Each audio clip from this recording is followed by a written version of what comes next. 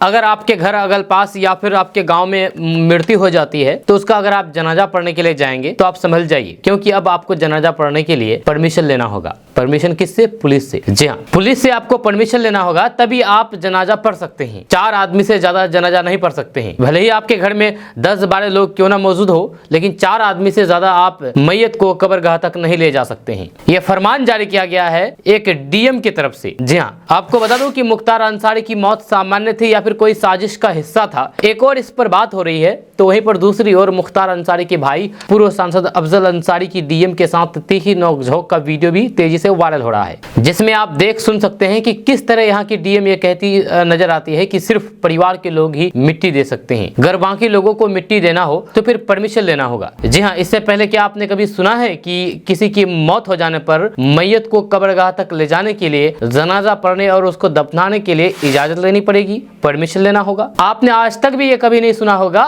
कि मैयत के कफन दफन के लिए भी सरकार से परमिशन लिया जाए। 10 सेकंड दोस्तों, वीडियो में आगे बढ़ने से पहले आपको हम 10 सेकंड लेना चाहेंगे। आपको बता दूं कि इस कार्यक्रम का प्रायोजक है बदर इलेक्ट्रॉनिक्स बहादुरगंज। यहां पर आपको इलेक्ट्रॉनिक्स से जुड़ी हुई हर तरह का सामान सस्ता एवं किफायती दरों पर उत्तम गुणवत्ता के साथ मिलता है। अगर आप भी इलेक्ट्रॉनिक सामान लेना चाहते हैं तो आप एक बार बदर इलेक्ट्रॉनिक्स बहादुरगंज जरूर विजिट करें।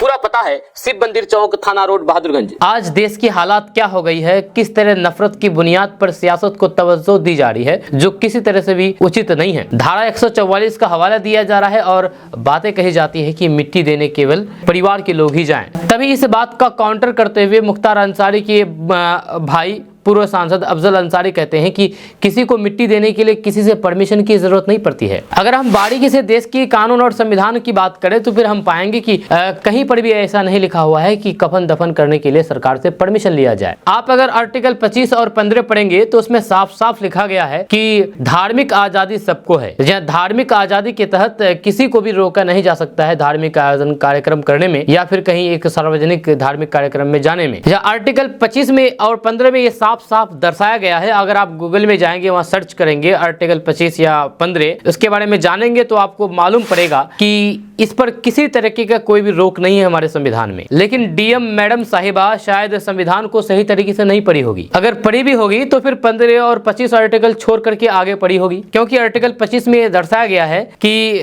सबको धार्मिक स्वतंत्रता है, रिलीजन फ्रीडम सबको दिया गया है। लेकिन मैडम साहिबा यहाँ पर दूसरे तेवर में दिखी। आपको बता दूं कि आज मिट्टी जनाजे के लिए परमिशन की बात हो रही है। हो सकता है कल रोजा जकात के लिए भी परमिशन की बात ना किया जाए। इसे क्या नकारा जा सकता है? बिल्कुल भी नहीं। जब वहां के डीएम ने साफ साफ कह दिया है कि वे जिला निर्वाचन अधिकारी हैं, जो लोग नियम तोड़े हैं उस पर एफआईआर दर्ज की जाएगी, उस पर कठोरात्मक कार्रवाई की जाएगी। ये तमाम चीजें बड़ा ही शर्मनाक है, बड़ा विचलित कर देने वाली घटना है जो किसी तरह से सही नहीं है। आप उस वायरल वीडियो को जरूर सुनिए, एक एक शब्द की बारीकियों पर गौर करें, आपका भी मन विचलित हो जाना स्वाभाविक है।